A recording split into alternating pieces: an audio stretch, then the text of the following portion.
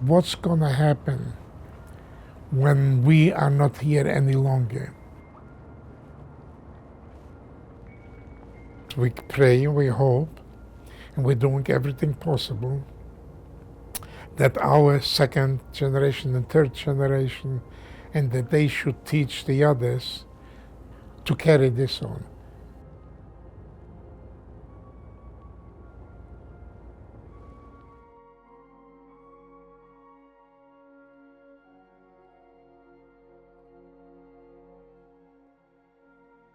When World War II broke out, I was 14 years old. I was 5 years old when Germany invaded Poland.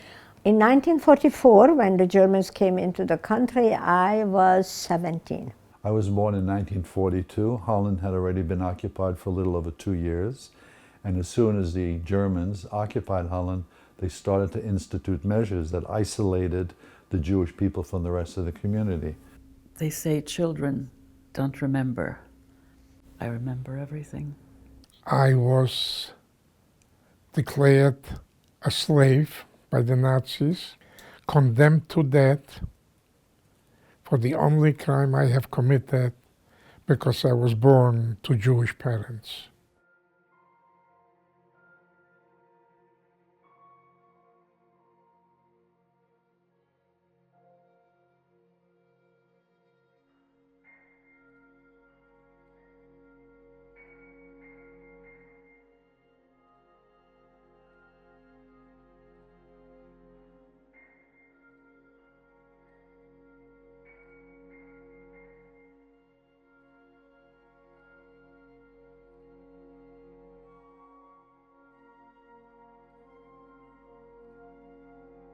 June 1944, that's when we arrived in Auschwitz.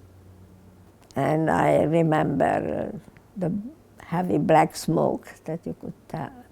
Mm-hmm. When we arrived in Auschwitz, there was a high-ranking officer, and he says, "You're not here now in a, in a rose garden. You're here in a concentration camp. This is concentration camp Auschwitz, and the only way out of here is through the chimneys."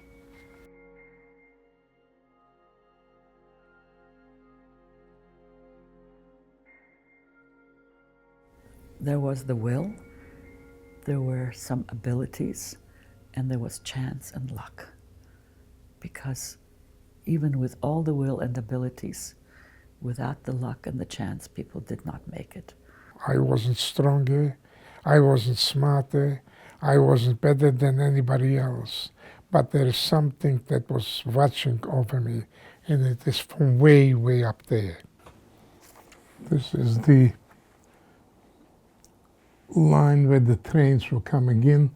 This is the gate, and this is the front building, and right behind them were all the barracks.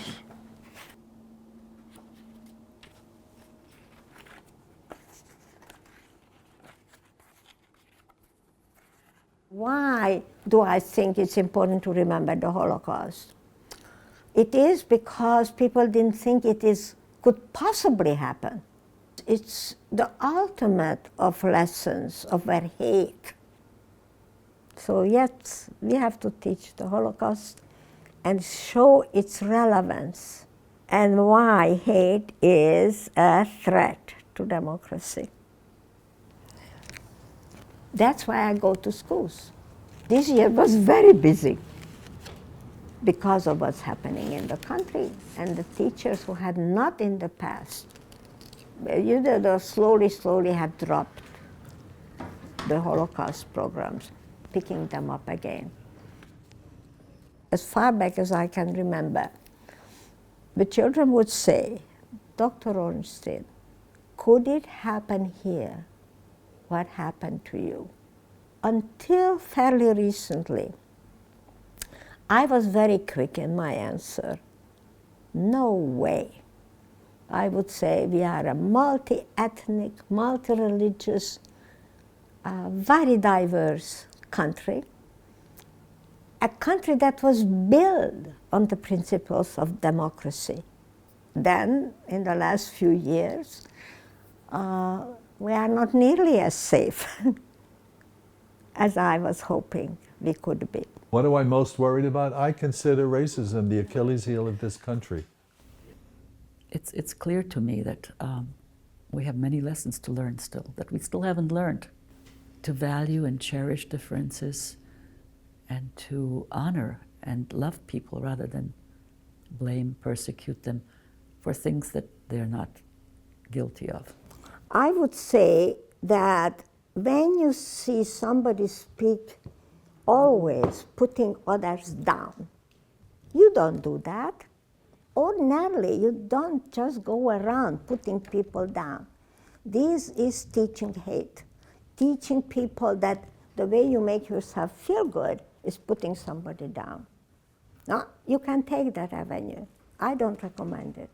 I tell the kids, I say, listen, all you could do is decide the kind of person you are. So if it or anything like that should happen, you have to decide who you're going to be.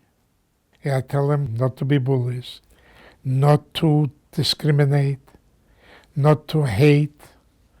We are all equal, and we're here in this world for a very short time.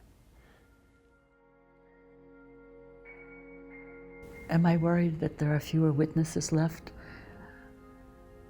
I'm not too worried about it, no.